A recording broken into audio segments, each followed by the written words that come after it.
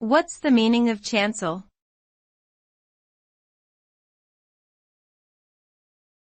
Chancel.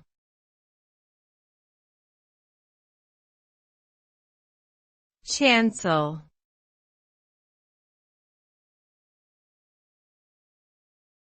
Chancel.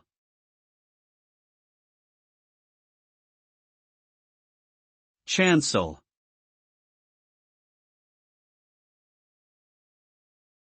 A chancel is an area in a church that is typically located at the eastern end and separated from the nave by a railing or screen.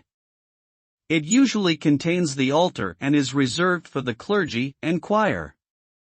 The word chancel comes from the Latin word cancelli, which means lattice or screen.